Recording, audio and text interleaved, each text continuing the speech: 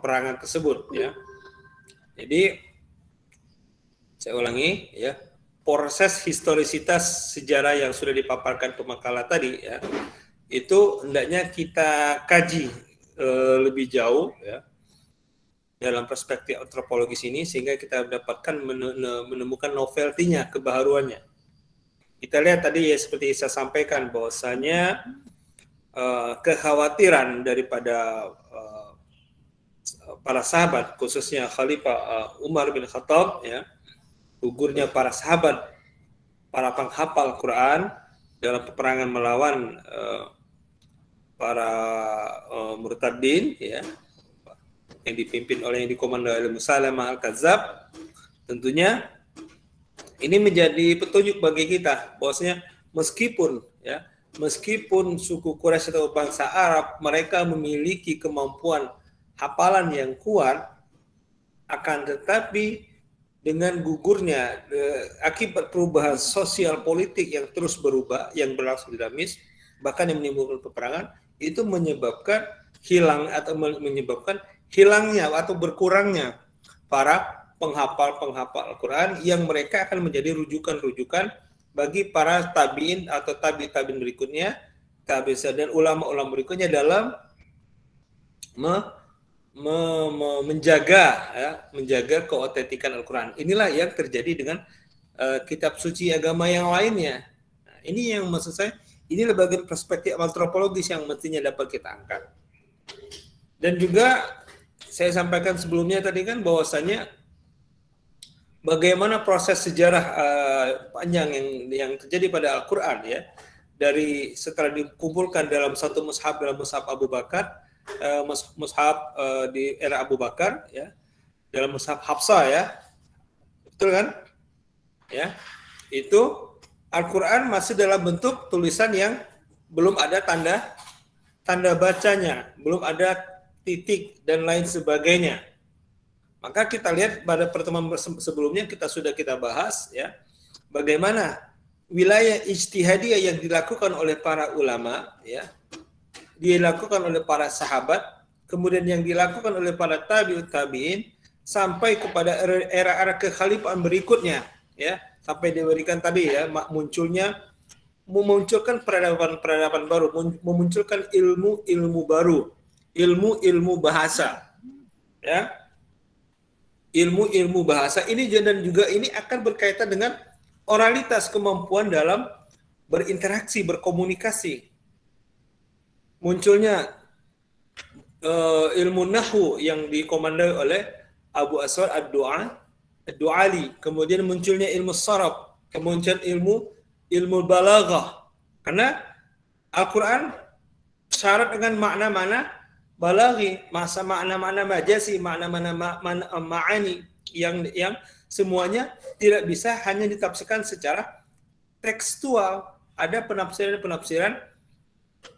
kontekstual dan makna-makna majazi yang mungkin para a'jami, ya, para a'jamiyun, kita yang bukan orang Arab, akan ketika memaknai itu akan memaknai secara tekstual, padahal itu adalah makna-makna majazi yang mungkin kelemahan kita dalam berbahasa Arab, kita tidak memahami secara maksimal atau salah dalam menafsirkan Al-Quran. Nah, inilah kita mengkajinya dari perspektif antropologis. Di sini kita lihat bagaimana proses sejarah, ya, proses ijtihadiyah yang dilakukan oleh para sahabat, para tabi'in, para tabi'in kecil, dan para ulama, bahkan para kekhalifahan di masing-masing periode. Ini menjadi catatan antropologis bagi kita. Bagaimana di situ misalnya peran politik kekuasaan, ya, peran politik kekuasaan, ya, di sini sangat penting, ya. Di sini sangat penting bagaimana kekhawatiran seorang pemimpin, kekhawatiran para ulama, para sahabat direspon oleh para penguasa saat itu, ya. Kekhawatiran para sahabat, para Umar ataupun dan sahabat yang lainnya, ketika menemukan ada perbedaan tata cara membaca, itu direspon oleh penguasa. Nah, ini penting, ini menjadi catatan penting, catatan antropologis kita membaca sejarah di sini. Bagaimana ternyata keotentikan, keoriginalan ajaran satu agama itu dipengaruhi juga oleh struktur kekuasaan atau dominasi kekuasaan saat itu. Bagaimana peran mereka dalam menjaga kitab suci yang ada, atau juga dalam pemahaman keagamaan, ya, memunculkan beragam fakta sejarah yang menarik, ya, untuk menjadi bahan kajian nantinya, ya, lebih lanjut bagi Anda yang merupakan calon sarjana ilmu Al-Quran dan Al-Quran tafsir. Nah, sekarang kita angkat ke konteks kekinian misalnya, ya. Ternyata kan budaya oralitas itu mulai bangkit kembali. Apa faktanya? Faktanya fenomena yang ada sekarang ini, fakta sosial atau realitas sosial yang terjadi saat ini, fenomena munculnya rumah-rumah tahfiz. Ya kan? Rumah-rumah tahfiz, kemudian sekolah-sekolah unggulan yang membuka program tahfiz. Ini kan sebenarnya membangkitkan kembali semangat budaya oralitas. Ya. Budaya oralitas, budaya hafalan. Nah, ini kan kalau kita membaca sejarah, ada terjadi teori siklus lah, ya. Kalau dalam Anda membaca bukunya Sorikhin tentang teori siklus budaya, ya, itu sejarah akan mengulangi sejarah siklusnya, berulang kembali kepada ternyata kita masuk kepada periode oralitas sebagaimana awal turunnya Al-Quran. Nah, yang menjadi kekhawatiran, ya, seperti yang disampaikan ada yang ada di channel YouTube lah, ya, ada Dr. Razi yang menyatakan salah satu kekhawatiran di akhir zaman ini, ya, munculnya fenomena penghafal Quran adalah mereka hafal Quran tapi mereka tidak memahami maknanya, ya, hafalannya hanya sebatas hafalan, ya. Belum lemah dalam hal apa? Dalam perangkat keilmuan dalam memahami Al-Quran, ya, dalam memahami ulumul Quran. Yang pertama yang mendasar dibutuhkan yaitu adalah apa? Itu ilmu bahasa Arab.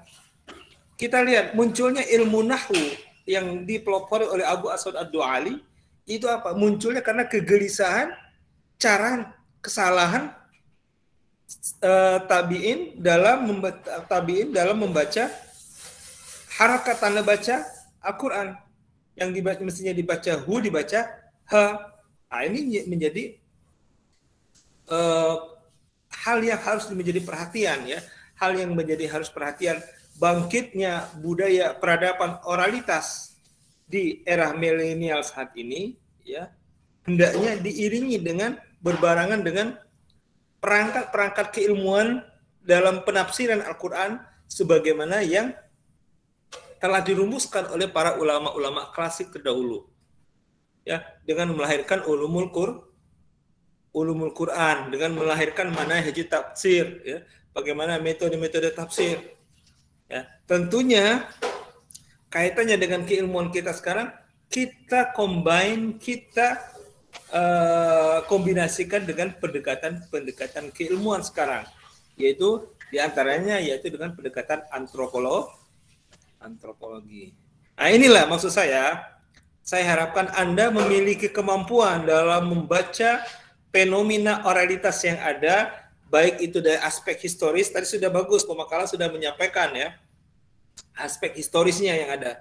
Tapi bagaimana membawa konteks sejarah yang masa lalu, ya, tentunya kita tidak ingin berbulan madu dengan masa berbanding dengan masa lalu, tanpa mampu menghadirkannya dalam konteks sekarang, menyesuaikan dengan kemampuan masyarakat saat ini. Ya, oke. Sampai di sini bisa dipahami apa yang saya sampaikan? Arah pembicaraan saya? Ya, bagaimana kita membaca fenomena oralitas Al-Quran yang terjadi pada fase sejarah di era kenabian, di era sahabat, di era tabi'in, di era masa tabi'in, ya, itu sampai dengan sekarang. Karena misalnya para sahabat atau para ulama telah menetapkan pentingnya ijazah, pentingnya sanad dan pentingnya ijazah dalam membaca Al-Quran. Nah, ini kan fenomena sekarang, kalau Anda baca sekarang, Anda analisa di fenomena sosial sekarang, itu munculnya rumah-rumah tahfiz kadang juga tidak memperhatikan persoalan tradisi ijazah yang telah ditetapkan oleh para ulama. Nah, bagaimana menyikapi hal ini? Inilah menjadi sebuah masalah yang mungkin bisa jadi skripsi Anda berikutnya nantinya. Ya, oke. Sampai di sini dari pernyataan saya terkait historisitas ya. Bagaimana cara kita membaca sejarah otoritas Quran dalam konteks kekinian. Ya. Silakan dikomentari.